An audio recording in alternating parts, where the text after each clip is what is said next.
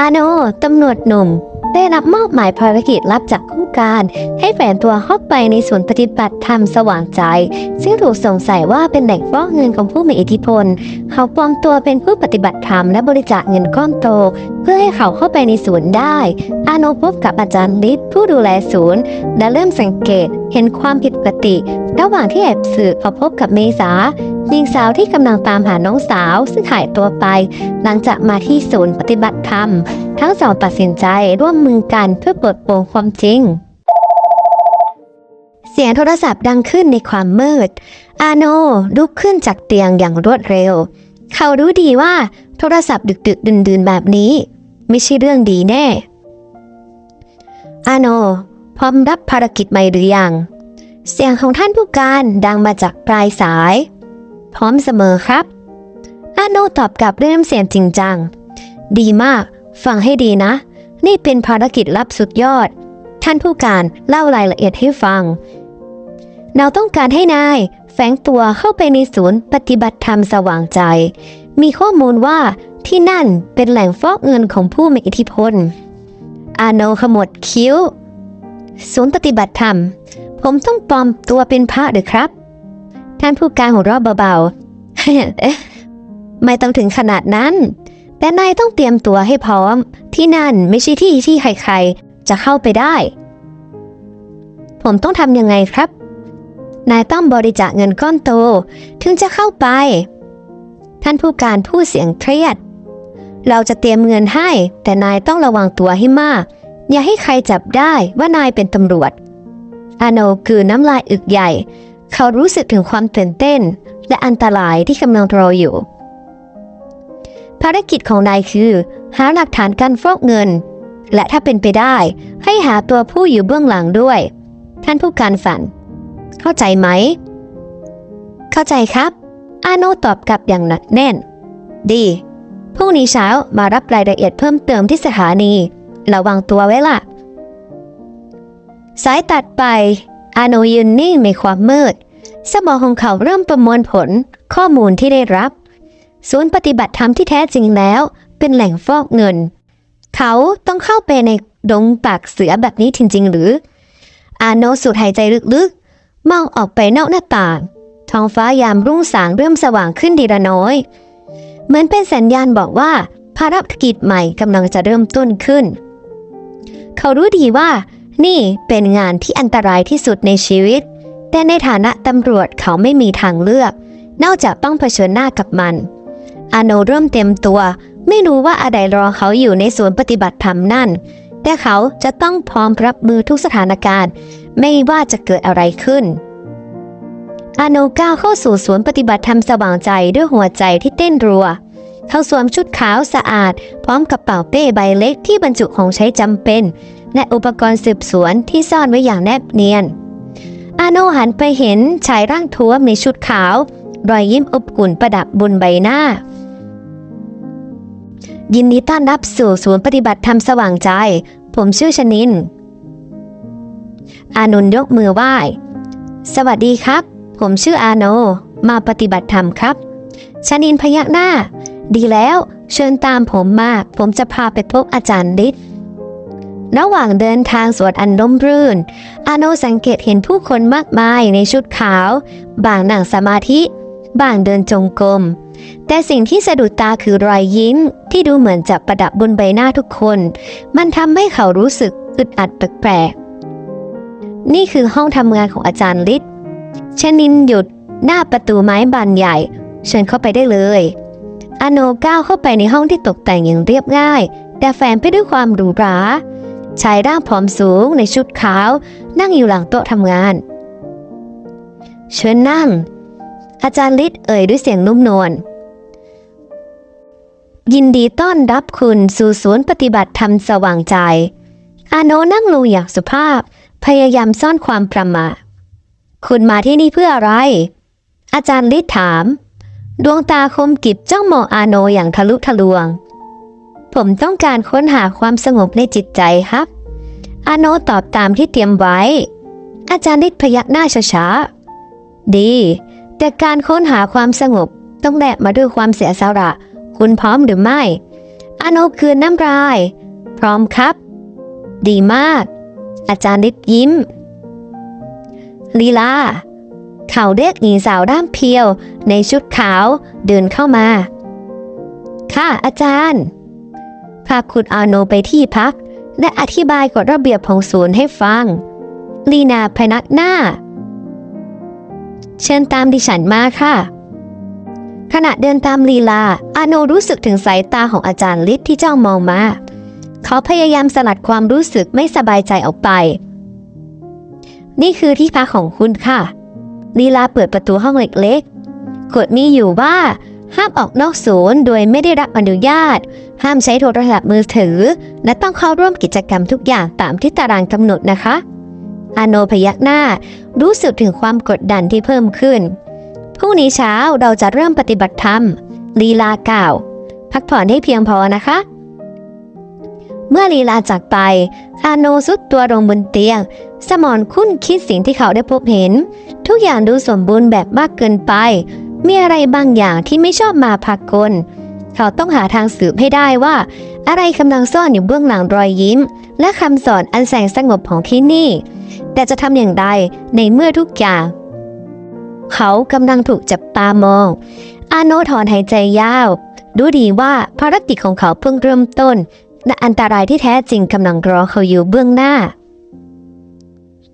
แสงจันทร์สาดส่องผ่านบางหน้าต่างบานเล็กของห้องพักอาโนย่องออกมาอย่างเงียบเชียบเขาต้องรีบส่งรายงานให้ท่านผู้การโดยเร็วที่สุดเขาเลือกเส้นทางที่มืดที่สุดหลบหลีกแสงไฟและกล้องวงจรปิดที่ติดตั้งอยู่ทั่วศูนย์ปฏิบัติธรรมหัวใจเต้นรัวด้วยความตื่นเต้นและหวาดกลัวใกล้ถึงรั้วด้านหลังศูนย์อาโนชะงักเสียงฝีเท้าดังมาจากทางซ้ายเขารีบหลบเข้าไปในพุ่มไม้ฉันบอกแล้วว่าอย่าโทรมาเสียงของอาจารย์ฤทธิ์ดังขึ้นแต่แทนที่จะนุ่มนวลเหมือนเคยแต่กลับแฝงไปด้วยความโกรธและความเย็นชาแต่เราต้องจัดการเรื่องเงินเสียงปลายสายดังแผ่วมาเงียบฉันจะจัดการเองแกแค่ทำตามที่ฉันสั่งก็พออาจารย์ฤทธิ์ตวาดก่อนจะวางสายอาโนกั้นหายใจนี่คือหลักฐานแรกที่เขาต้องการแต่ยังไม่พอเขาต้องหาข้อมูลเพิ่มเติมเมื่ออาจารย์ได้เดินจากไปอาโนค่อยๆย่องออกจากที่ซ่อนแต่ทันใดนั้นใครน่ะเสียงหวานแหลมดังขึ้นจากข้างหลังอาโนหันควับพบกับหญิงสาวร่างบางในชุดขาวดวงตาคู่สวยจ้องมองเขาอย่างสงสัยผมแค่ออกมาเดินเล่นหาอากาศบริสุทธิ์หายใจอาโนพยายามแก้ตัวหญิงสาวยิ้มบางจริงเหรอแปลกจังทำไมคุณต้องแอบย่องออกมาตอนดึกแบบนี้ล่ะอาโนรู้สึกถึงเหงื่อเย็นๆที่ซึมออกมาตามแผ่นหลังคุณเป็นใครกันฉันชื่อเมษาเธอตอบก่อนจะก้าวเข้ามาใกล้แต่คำถามที่สำคัญกว่าคือคุณเป็นใครกันแน่อาโนถอยหลังเหมือนก้าวผมก็แค่ผู้ปฏิบัติธรรมคนหนึ่งอย่าโกหกฉันเลยเมษาพูดเสียงเข้มฉันสังเกตเห็นคุณมาหลายวันแล้วคุณไม่ได้ทำตัวเหมือนคนที่มาปฏิบัติธรรมจริงๆอาโนรู้สึกถึงความกดดันที่พุ่งสูงขึ้นเขาจะทำอย่างไรดีบอกความจริงหรือพยายามหลบหนีฟังนะเมษากระซิบมองซ้ายมองขวาฉันรู้ว่าที่นี่มีอะไรไม่ชอบมาพากลฉันกำลังตามหาน้องสาวของฉันเธอหายตัวไปหลังจากมาที่นี่อาโนตกตะลึงนี่อาจเป็นโอกาสที่เขารอคอยหรือกับดักที่ทำให้เขาพลาดท่าคุณพูดจริงเหรอเขาถามพยายามอ่านสีหน้าของเมษาพยักหน้าน้ำตาขึ้นที่ขอบตาฉันต้องการความช่วยเหลือคุณจะช่วยฉันได้ไหมอาโนยืนนิ่งสมองประมวลผลอย่างรวดเร็วนี่อาจเป็นจุดเปลี่ยนของภารกิจแต่มันก็อาจเป็นหายนะได้เช่นกันทันใดนั้น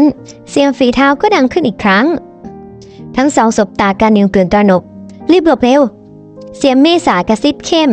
ดึงอาโนเข้าไปซ่อนหลังใต้ต้นไม้ใหญ่ขณะที่พวกเขาซ่อนตัวอยู่ในความมืดอาโนรู้ว่าเขาต้องตัดสินใจจะไว้ใจเมษาหรือไม่และการตัดสินใจครั้งนี้อาจเปลี่ยนแปลงทุกอย่างเสียงฝีเท้าค่อยๆเงียบหายไปอาโนและเมษายังคงนิ่งเงียบหัวใจเต้นระรัวในที่สุดอาโนก็ตัดสินใจผมจะช่วยคุณ เขากระซิบแต่คุณต้องสัญญาว่าจะเก็บความลับเมษาพยักหน้าดวงตาเป็นประกายฉันสัญญา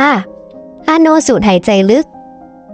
ผมเป็นตำรวจมาสืบเรื่องการฟอกเงินที่นี่เมษาเบิกตากว้างฉันรู้แล้วที่นี่ต้องเกี่ยวข้องกับอาชญากรรมแน่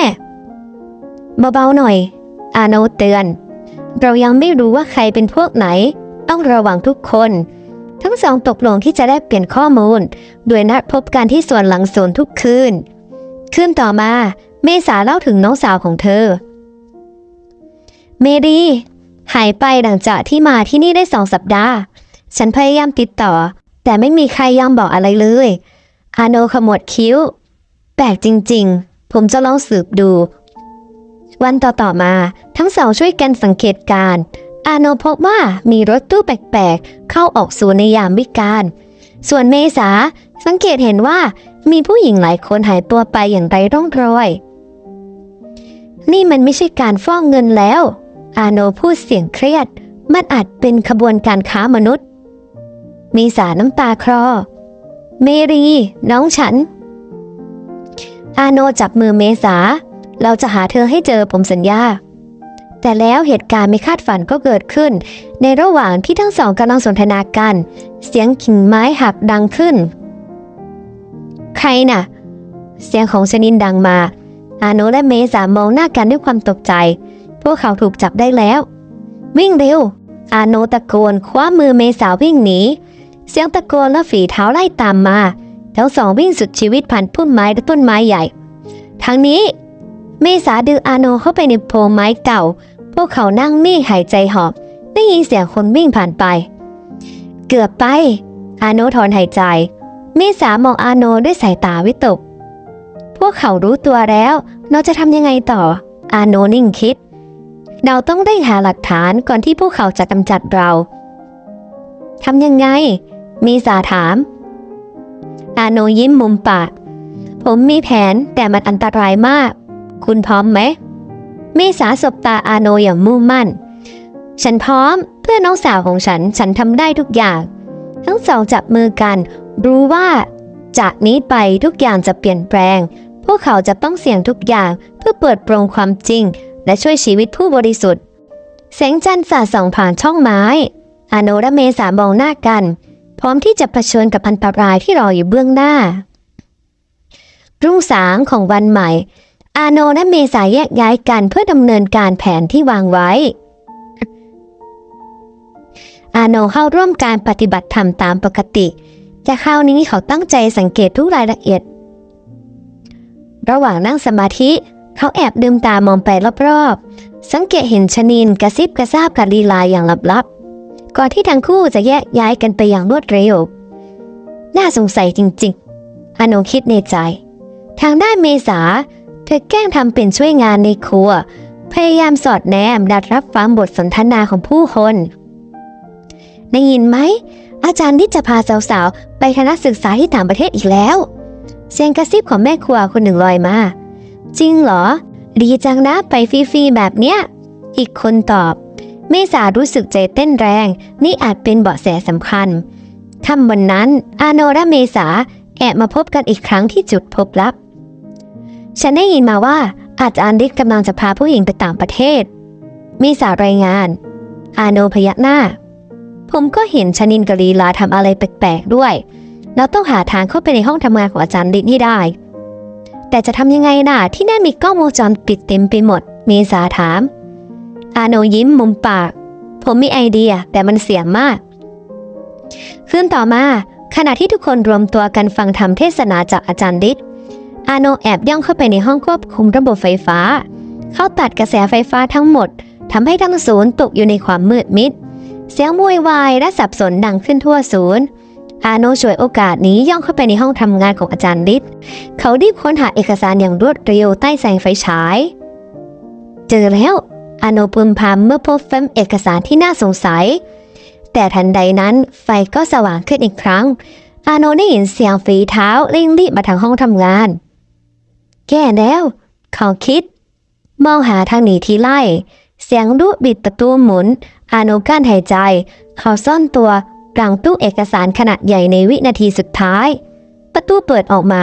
อาจารย์ฤทธิ์เดินเข้ามาพร้อมชนินและลีลามีคนบุกรุกเข้ามาแน่ๆอาจารย์ฤทธิ์พูดเสียงเข้มต้องรีบยัดเอกสารสำคัญออกไปอาโนนิ่งเงียบหัวใจเต้นรัวเขารู้ว่าถ้าถูกจับได้คงไม่รอดแน่ขณะที่ทั้ง3 คนวุ่นวายกับการเก็บเอกสารเสียงระเบิดดังสนั่นขึ้นจากอีกฝั่งของศูนย์อะไรนะชนินร้องตกใจไปดูเร็วอาจารย์ฤทธิ์สั่งทั้ง3รีบวิ่งออกจากห้องไปอาโนถอนหายใจโล่งเขารู้ว่านี่ต้องเป็นฝีมือของเมษาแน่ๆอาโนรีบคว้าเอกสารที่พบและหลบหนีอย่างรวดเร็วเขาวิ่งไปยังจุดนับพบเมษารออยู่แล้วเป็นยังไงบ้างเมษาถามอย่างกังวลอาโนยิ้มชูแฟ้มเอกสารขึ้นได้มาแล้วก็ขอบคุณนะสำหรับการช่วยเหลือทั้งสองรีบออกจากศูนย์ในความวุ่นวายรู้ว่าพวกเขาได้เบาะแสสำคัญแล้วแต่อันตรายที่แท้จริงจะเพิ่งเริ่มต้นขึ้นอาโนและเมษาหลบซ่อนตัวในบ้านล้างห่างจากศูนย์ปฏิบัติธรรมพวกเขาเริ่มตรวจสอบเอกสารที่ขโมยมาได้อย่างรวดเร็วนี่มันอาโนพูดเสียงสั่นรายชื่อผู้หญิงที่ถูกส่งไปต่างประเทศและจำนวนเงินที่ได้รับเมษาร้องไห้ออกมาเมื่อเห็นชื่อน้องสาวของเธออยู่ในรายชื่อเมรีพวกมันทำแบบนี้ได้ยังไงทันใดนั้นเสียงรถยนต์ก็ดังขึ้นนอกบ้านอาโนรีบปิดไฟและแอบมองออกไปแย่แล้วเขากระซิบชนินกับลีลามาที่นี่ทั้งสองรีบเก็บเอกสารและมองหาทางหนีแต่บ้านถูกล้อมไปแล้วขึ้นไปชั้นบนอาโนสั่งพวกเขารีบวิ่งขึ้นบันไดเสียงเท้าย่ำหนักดังเข้ามาในบ้านเราแน่ใจนะว่าพวกมันอยู่ที่นี่เสียงของชนินดังขึ้นแน่นอนฉันเห็นรอยเท้าสดๆนำมาที่นี่ลีลาตอบอาโนมองไปรอบๆห้องสายตาหยุดเพียงหน้าต่างบานเล็กเมษาเราต้องกระโดดออกไปอะไรนะเมษาตกใจมันสูงมากเลยนะไม่มีทางเลือกแล้วอาโนกระซิบเขาเปิดหน้าต่างแล้วมองลงไปด้านล่างมีพุ่มไม้รองรับอยู่พอดีเสียงฝีเท้าใกล้เข้ามาเรื่อยๆอาโนจับมือเมษาพร้อมนะ1 2 3ทั้งสองกระโดดออกจากหน้าต่างพอดีกับที่ประตูห้องถูกเปิดออกอยู่นั่นชนินตะโกนลั่นอาโนและเมษาลุกขึ้นวิ่งทันที